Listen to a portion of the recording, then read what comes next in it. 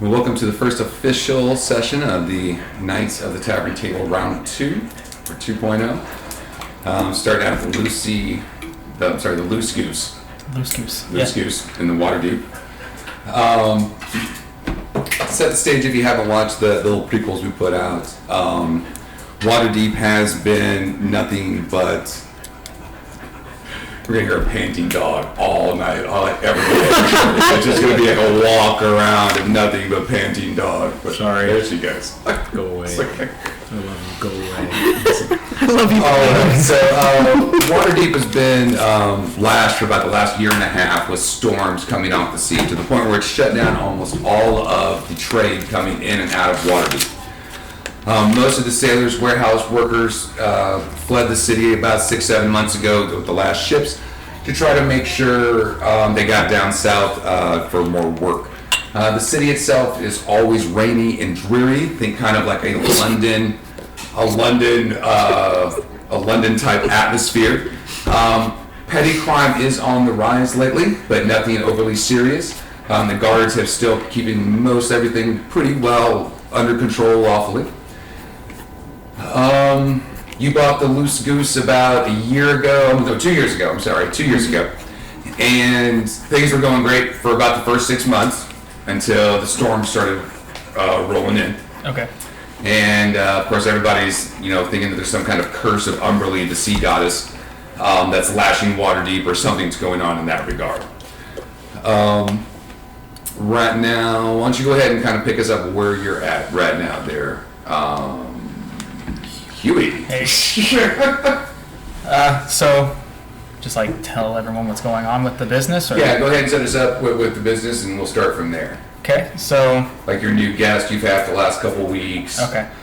Regulars, that type of stuff. Loose Goose is not doing too hot right now. I mean, we're getting by, barely. That smells really good. It is really good.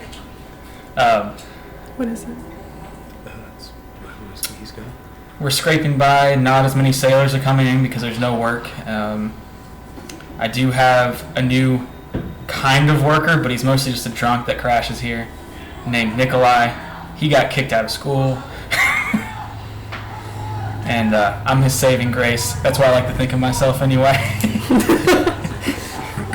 And yeah, I don't see this lasting too much longer. All right, and anybody else that lives at the Loose Goose besides you and Nikolai? Oh, there is Lucy the Goosey, and she is my darling. I love her so much. She doesn't lay eggs for shit, but she's here, and she makes home. All right, Phineas. What's your connection here to the Goose? Yeah, after my beautiful wife Lilith died a couple years ago, I decided to devote my life to Shadakal and actually explore. I've been pretty much living my life as a manager of a cartography, or no, how do you say it? Cartography, yeah? Photography, maps Yeah, and stuff? yeah, cartography business. Photography. Yeah, but I've never had a chance to actually go out and explore these places, and now that all my little birds have left the nest, I decided it's about time. I'm from southern Waterdeep, and the Loose Goose is a tavern close to my temple, so I like to go there and say hi to my friend Huey and his lovely goose. She is actually quite lovely. She's the goose of the century. She's like the glue that keeps everything together, right? Her honks wake me up in the morning.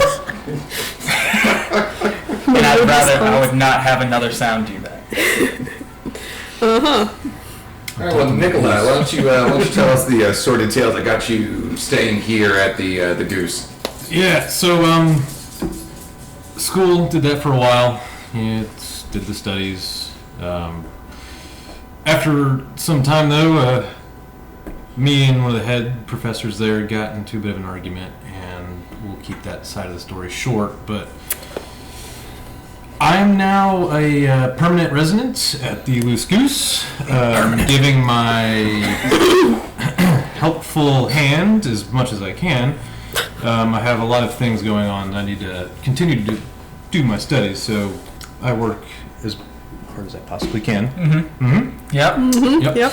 And branching out, trying new things, picking up a new profession as a waiter. Barmaid. Waiter. And that's where we left. And that's where we left off. Yeah. All right, so taking that Goose you've been though. staying at the Goose about 2 weeks now, About 2 right? weeks now, right? Yep. All right. Okay. And how long have you been waiting tables? Just a few days? About 2 or 3 days now. 2 or 3 days. Going pretty well. I've made a couple bucks here and there, and cleaned up, shaved my face. Took a bath. Took for a the bath. First time in 2 Yeah. weeks. Yeah. So back on the upswing. Good to hear.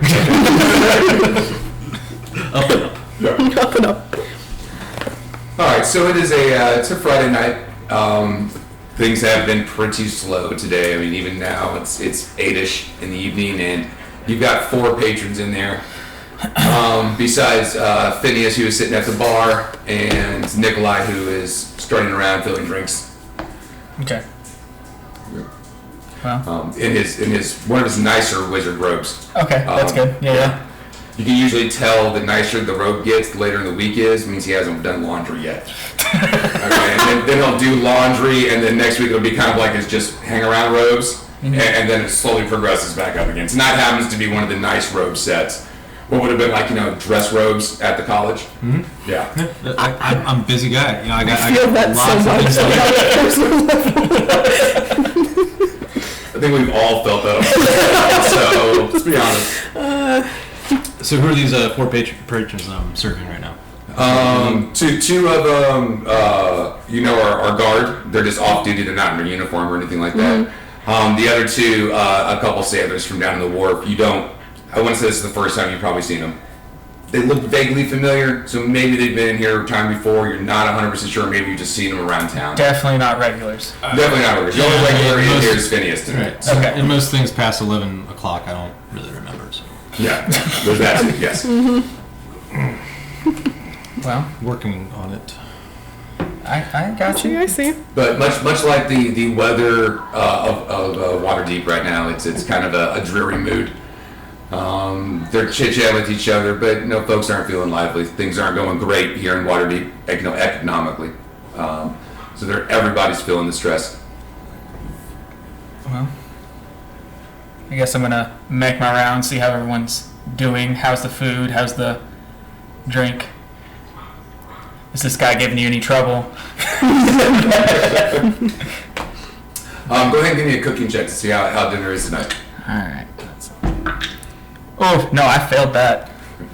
That is a 15, and my score's a 13. Okay, so you're walking around. As you walk up, you can tell that the fish stew is just a little off now that you can smell it, and that's what you get for going after hours for discount fish. Yeah. That's fair. Yeah, that's you definitely see it. So, the drinks seem to be going down just fine though. Okay. But the bowls are not really touched. Okay. Yeah. Well, last time I buy a copper squid. We were talking about a copper for a handful, remember? Yeah. A handful. But a silver for the bucket. That bucket, I'm keeping forever. Yeah, it's You paid that much for that bucket, you're gonna keep it. Yeah. It's outrageous. Well, What Sounds like a did you wonderful- buy? You guys decided if you were telling Nikolai that story or not, Oh so. my goodness. you'll find out. Oh, yeah, we had one hell of a night the other day, and it all began with squid, and it ended with squid, right? I mean, I was chomping on some raw squid. So yeah, Well, besides me giving a small description of Shimmy. Nikolai, obviously a wizard wearing his fancy wizard robes. Huey, can I get a description of you? Okay, I'm a halfling, about 3 1/4 feet tall. Calm down. Wearing, general tavern keeper clothes, little vest, nice-ish shirt underneath. He's kind of built for a halfling, but he's still got that beer gut. Hey everybody, DM here for the Knights. My apology for the break-in, but I'm afraid the next section, through some technical errors, it got erased and overwritten by the next game's session. So I don't know how we did that, but I do apologize. Sadly, it is one of the most important parts of the entire Loose Goose campaign and motivation for why everybody is out doing what they're going to be doing for the next few sessions for sure. So just to kind of summarize everything here, and once again, if I can get the Knights together, we will try to do a reenaction of what happened that night, and if so, I'll edit this video and kind of add that section here instead of me just droning on. So basically what happens is it's, of course, a dark and rainy night here within Waterdeep. It's about 5 o'clock in the evening, and though so early in the evening, it's still pretty dusky outside due to the constant overcast and rain that's going on. It's only Huey, Phineas, and Nikolai in the bar itself. And they are just kind of hanging out, chit-chatting at the bar. Huey's doing some cleaning. Just hoping that he'll get a few customers or at least a good dinner pop tonight because, once again, things are getting a little tight here. At that point there, a group of city militia, the Waterdeep Guard, walk in with an aristocrat or a lord. Not one of the actual lords of Waterdeep, but one of the high administrators that also go by lord here. He walks in, introduces himself as Lord Siegel, advises Huey that since he's owned the bar for a little over 2 years now, he has failed to pay any tithe or taxes to the lords of Waterdeep during that time. And due to that, in the entrance, he now owes so close to a little over about 8,000 gold to the city of Waterdeep. At this time here, he is permitted 1 hour to gather all his personal belongings, nothing that is related to the inn or anything else that could be sold at auction to help pay off the debt. And after that, he is to vacate immediately. The guard themselves, of course, Huey's mouth just drops open. He just drops the cup he's holding. He doesn't even know what to do right now. And he's like, okay. And so he just sits there and stutters. It was really a good role play. I'm sorry we lost that part. But he, Nikolai, and Phineas then spend the next hour kind of gathering everything up. There was some banter between me and Huey on what we determined what belonged to the inn and what was personal belongings. But all in all, he gathered everything he could and vacated the premises. The next scene, of course, is the three of them standing there in the rain, with the sun setting behind Mount Waterdeep and the guard locking the door and boarding it up as well. And they just kind of sit there. Lucy, of course, is with him, the Goose. He's got his basic adventuring gear and a few personal items. And, of course, his squid bucket he recently obtained. Of course, he has that with him. At that point there, they just kind of look at each other, not what to do, because, of course, Nikolai as well, the wizard, has also lost his home now because he was staying with Louis. And as they look to Phineas to see if they can stay at the temple, Phineas informs him that the clerics of Shandakar are very modest people. They live in very small cells, no personal belongings, very much personal space. They are the goddess of the wind. So they are to be out, spreading the world, exploring. They're not to be like gathering belongings and amassing large spaces. That's just not really their calling. So, and then of course at the end, she also informs them that no visitors are allowed to stay. No non-Shandagar clerics or clerics in training are allowed to stay at the temple. At that point there, Nikolai and Huey, they go ahead and leave and get a really super cheap inn that night, at which point they end the night right there. And Phineas goes back to the Temple of Shandakar to sleep. The next morning, they all get together trying to figure out what they're going to do to get the Loose Goose back, because Huey is not giving it up. He loves that place. Nikolai, it's like a second home. Technically, it's his only home. But he loves that place as well, and Phineas has grown quite attached to it over the last couple of years as he's been training here at the Temple of Shandakar. So none of them really want to give it up. They want to see what they can do, but 8,000 gold is a mighty, mighty price. So really the only way to make that kind of fast cash is going to be out adventuring, Well, being that Phineas has just finished up his training and had been planning on heading out anyways, it worked very well for him.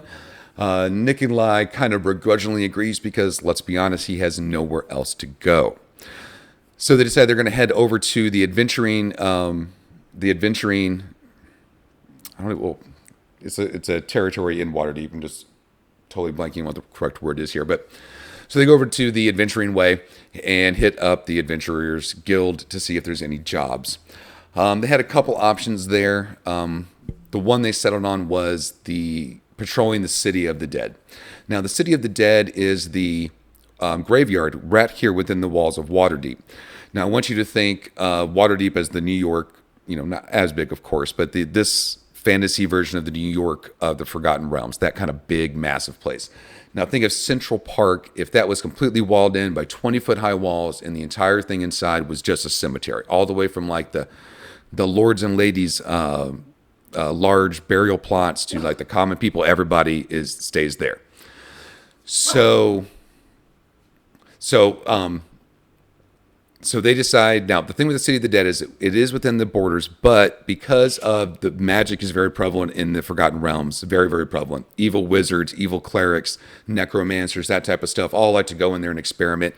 So there's a lot of residual energies, magical energies within the City of the Dead, and sometimes they will cause the minor undead to rise and wander around the City of the Dead at night. So the city, they lock the City of the Dead down every night from dusk till dawn. And now everybody knows it. It's not like a theme park where the guard goes through there and makes sure everybody's out. Nope. It's at dusk they lock the gates, and they will not open them no matter what until dawn the next morning. So occasionally they will hire little adventuring groups to spend the night within the City of the Dead to clean up any of the minor undead, to patrol and see if they can't take care of eliminating any issues that might affect the populace come morning time. They agree to go ahead and take this. This is going to be 5 gold split between them for just staying the night within the City of the Dead itself.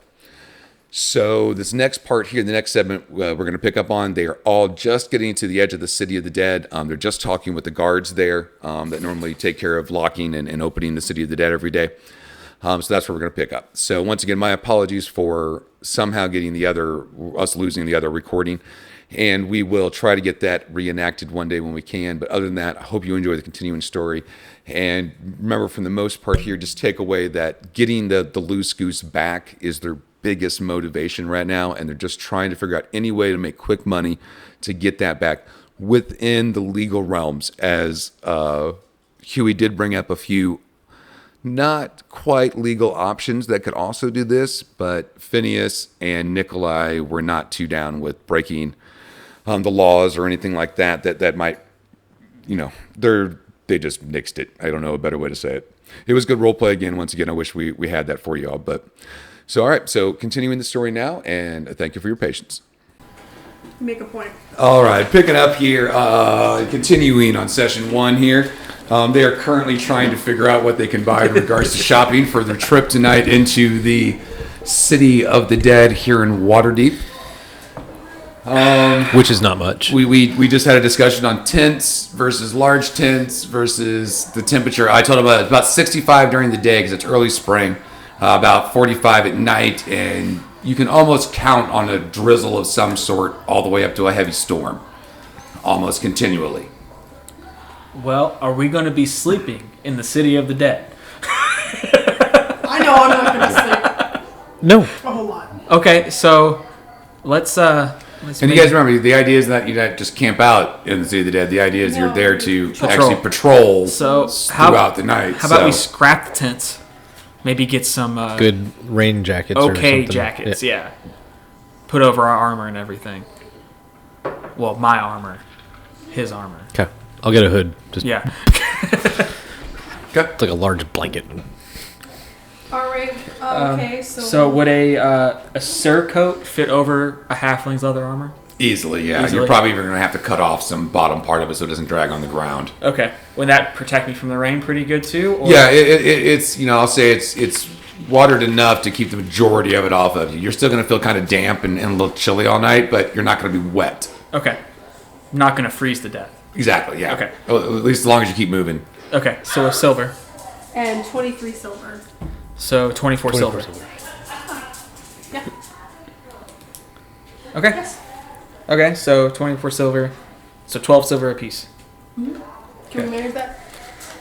Well, no, for me and you, it's 12 silver apiece because I know he doesn't have anything. No, Gotcha. No, they got the money. I have Yeah, zero. There's no money. Hang on. Free loader. I'm a college student. Yeah. I know how that is. Okay. I've paid it, and now I'm, All right, so we've got oil, flint steel, 4 torches, 2 weeks of rations, and minus 3 my keg of ale. surcoats. Yeah. And 3 what? Surcoats. Yes. And then I also bought myself 12 more flight out arrows, Good. and that's 3 silver pieces for each. I forgot about ammunition. Yeah, you might need that. You guys might My need that. ammo's cheap. It's 1 copper per bullet. There you go. Beautiful. Nice. So get me 20 bullets, and I'll And that's 12 more. All right. So I have 70 sling bullets now. Nice. Yeah. Because slings are cheap as shit. Oh, Poor man's weapon right there. I can bless water. Correct? Can you turn it to wine? Since He stepped out of it. You're going to have to wait a second. how do we- I think you have to be a higher level priest to do that. At least that's what I would assume. I could be wrong. Yeah, I don't know. Hopefully. I've never played 2E. I'm sorry, what was your question? I was grabbing the monster's manual. Can I bless water? There should be a spell called I think Plus Water. You either have it or you don't. But as for like just making general holy water, I think there's a spell that does that. Okay. And we have, spells reset in the morning, not after a rest, right? Correct. Remember, there are no. One of the things we're going to remember here is we got to get out of the mentality of rests. There are no rests in second edition. There's just the 24-hour day period. Okay. So, like for the priest, depending on the religion, they pray either a certain time of the day, they're at night or in the morning. That's when they get their spells. Okay. The wizard will study his spells for the next day and then rest for 8 hours, and then that's when he has his next set of spells, which can only occur every 24 hours. Okay. At most. Gotcha. Okay. So if you guys take a rest, it's literally you guys just role playing the fact that you just need to take 5, but Okay. there's no physical like in game. Getting health back or anything like Yeah, that. none of that. Nope. No, it's a way more cutthroat, way more beyond it. So, What is this spell called? you know what? I want to say bless. Bless? Oh, just bless in general? Yeah, that, Okay. I would start with that one. Just look in the first level spell slots and make sure you can even cast it first. That's what I would do.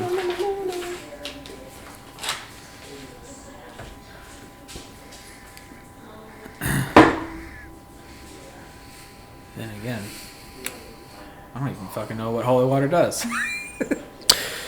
Well, holy water is really useful on certain creatures. Compels you. Yeah, pretty much.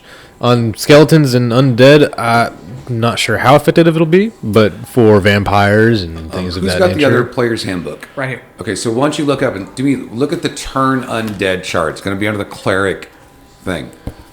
I'm not sure if she's going to be able to do much at first level, but that's also another ability that clerics have in this one. Where just based on their level, they have a chance of straight out turning undead, doing the whole presenting the holy symbol, screaming by the power of Shandakar will compel you, and they will just turn around and run away. If you're high enough level, and depending on what kind of undead it is, there's a whole chart in regards to it. You can just outright destroy them. Yeah. So like with time, she's like, With holy water? no, with Oh. nothing. Just by saying- Just by power saying of- the power of, yeah. yeah, Wow. just by the power of my God, I destroy you. You know, you're That would be negative useful to know. Shaldakal. That would be very useful to have. Yeah. Yes. So and it gains in power as the cleric gains in levels. So like first couple levels, or first level, you might not even be able to turn a skeleton, or it might be really hard kind of thing. But then it gets to the point where like, by 8th level, skeletons you'll just straight out destroy. Up to the point where maybe she's 20th level and she has a chance of making a lich run away. I don't think Just by the power I of had her this God. crazy dream the other night where a dragon was converted to a lich. Super terrifying. You know, I think I had that same one. Didn't they sacrifice like a whole bunch of like, barbarian women tribe Yeah. to make it? I think that was. Yeah. It was kind of. It was brutal. I think I've heard of that. Yeah. I think that might Brutal. actually been a real thing. Was it a real thing? Yeah. Pity the fools that had to go through that. Do you not? Would it be somewhere else besides underneath the cleric? Yeah, go ahead and flip to the glossary and check out Turn Undead. Or no, that would be the index in the back. But you were on the right spec track anyways. I'm not seeing anything To do with water? to do with water. I mean, like they say, if you have holy water, you can do certain things. But Okay, it let's does see. not look- Turning Undead, page 33. Holy water, throne, 63 or 100.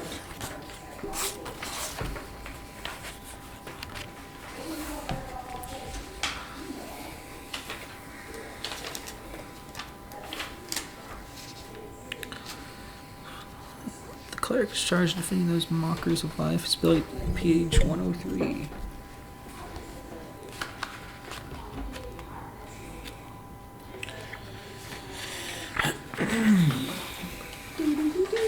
Okay. Oh, yeah, here it is. All right. So, turning undead. Type or hit dice of undead. So, a skeleton or what? HD. What does HD mean? Hit dice. Okay. Skeleton or one hit dice, and it says level 1. It just says 10. So she has to roll a 10. Read the rules real quick right underneath it. I need to refresh myself on that too. It's been a while. Turn undead special power. Characters. Trying to find how to make holy water here for us.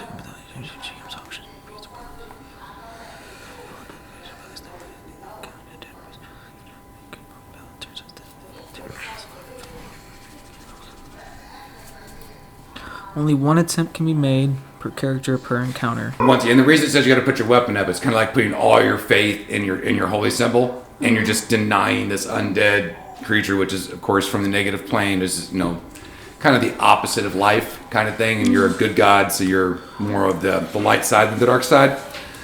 So it'll just pretty much make it turn around and try to get away from you and your holy symbol in the most expedient way it can. So at level 4, it automatically turns them, no roll. Yep. But then at level 6, that's for skeletons. At level 6, you just destroy them. Yeah. They'll just turn to ash right there in front of you when you do that.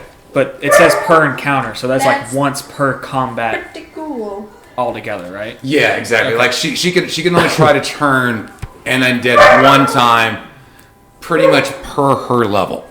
So let's say she's first level. Anything else you guys are doing before you head to the watchtower? Can I stop by my temple and see Yep. if they have holy water available? Yeah, they can give you two What? holy waters, 2 vials of holy water. Yes. Great. Yes. I'll do a little prayer for our safety also. My boy Shaw the call. Come on. Give me strength.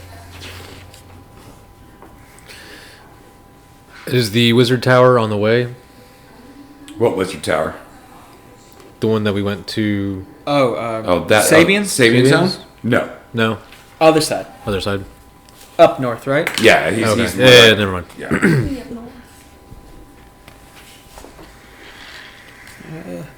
What does holy water do? Holy items. Holy water throne. Is that what we're looking for? Yeah, that's it right there. I just thought it was 1d4, and then it has a 2 HP for splash damage if they're within like a foot or two. 1d4.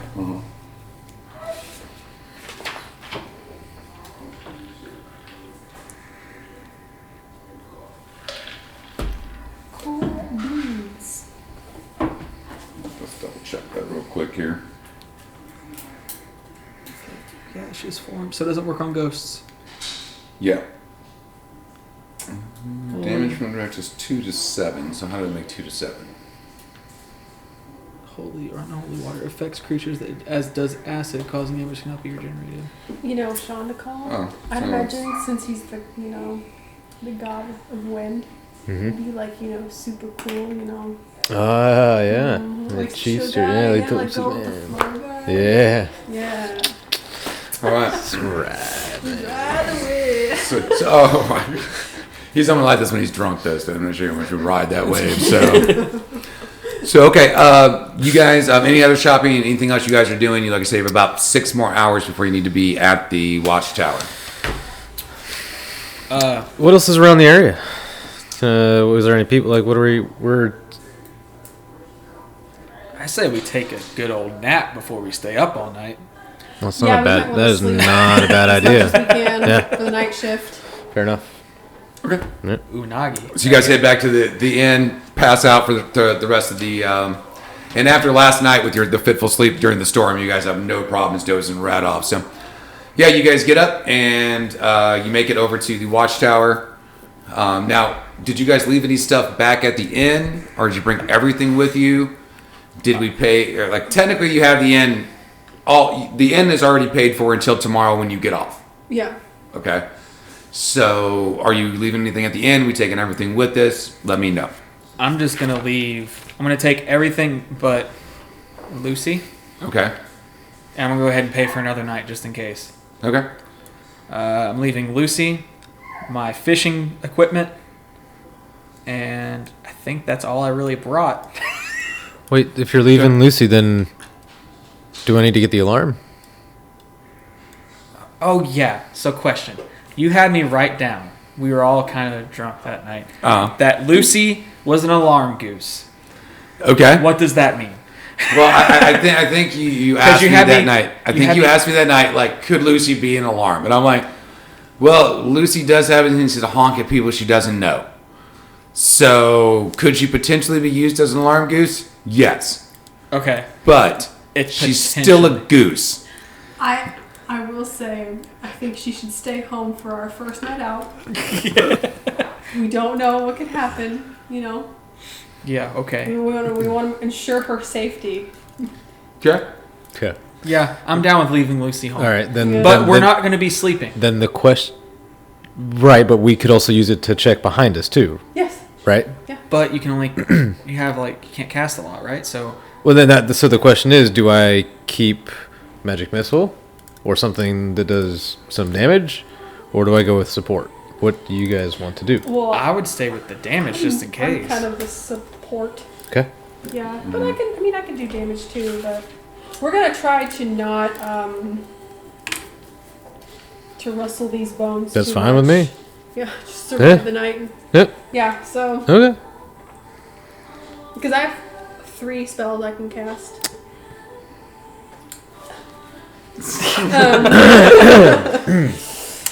Hi. So, and Tenfold? then I also have my weapons. But I think we should be set. Cool. I Let's wasn't do worried it. about alarm. Fine by me. It works like you have Whatever to, like, you think is best. Well, bring it up to the group, right? Yeah. Yeah. Because it works like if you set it, it just stays in that spot, right? Right. I just trying to think ahead, see if there's anything that maybe we're going down a corridor and we want to check, make sure no one comes up behind us. I mean, there's 3 of us, 2 in the front, 1 behind. Maybe. Cool. That's I don't fine. know. I've never done this problem. before. No problem. First time for everything. There you go. Cheers. Yeah. All right. So after you guys' naps, you guys wind up over at Outpost 17, and you meet Sergeant Strike. Sergeant is a large human gentleman. Walks out, looks the 3 of you up and down, and immediately giggles, and walks right back into the thing. Like, you can try to tell he's a stern-faced type sergeant, and he lost his composure and hurry up and try to cover his mouth real quick and run back in there. But you guys cannot help but hear a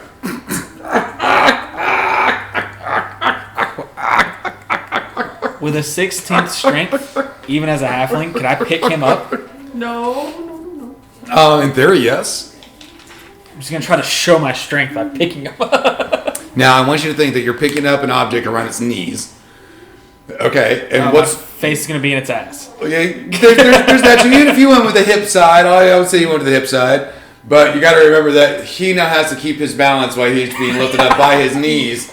Because you got to look at the distribution of said weight. And remember, he's not even back out yet. Like he walked in there. All you hear, this is like echoing out of the door. Like somebody trying and desperately failing at trying to keep their fact that they're laughing hysterically on who just showed up for guard duty tonight. So, after a couple minutes here, He walks back out once he gets stone-faced, looks you up and down, he goes, welcome, I'm Sergeant Strike. Hi. Good to meet you. Your goal this evening is just to take care of any of the wandering dead that seem to rise at night here within Waterdeep. Since the curse of Umberlee has taken hold, it's gotten much worse. I'll be letting you in here through the northern main gate into the City of the Dead. My advice is to not go any closer than about 2/3 toward the south. That's where some really nasty things live, and we'd just rather leave them alone right now. So. Literally sit at the gate. Yeah. Yeah, oh yeah, you guys are saying like at the gate. Sun is still up, but it's just like, within 10 minutes of going down, And Sergeant Struglerton goes, and as we do every night, the city is locked tight. The City of the Dead is locked tight until the next morning. So you can bang on these doors all you want. You can scream through here. We will not be opening them until daybreak tomorrow. It's very comforting. Thank you. This is fine. Looking at these two, like, yeah, you see? Payment will be received upon exit of the graveyard tomorrow morning. We have to exit and we get paid? Well, I need proof that you did something. So even just one skeleton killed, we get paid. What requires proof? What kind of proof are we talking about? Well, Do I'll ask leave that up to questions you. later. That does not help. We'll find something.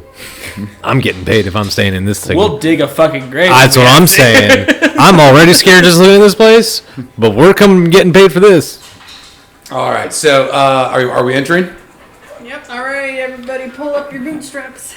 Yeah, fuck it, Pull let's up your go. asses. I didn't like Let's this do character anyway, that's fine. So, as you guys walk into the walls themselves, you can tell as you pass through are about 5 feet thick. They're about 30 feet tall. Upon the top of them is a series of metal spikes that just go down about every 6 inches. So if you try to go over the top, you'd have to deal with like these metal spikes that are on the top. The gate itself is wrought iron steel, floor to ceiling, about 12 feet tall. And as you guys step completely in or kind of getting your bearings, you hear the distinctive clang. And you hear the drop bar, which is also solid iron as well, clang down on the other side. They chain it up, padlock it with a bright silver padlock. Damn it. Strike looks at you, gives you a little wink, and walks back to the guardhouse.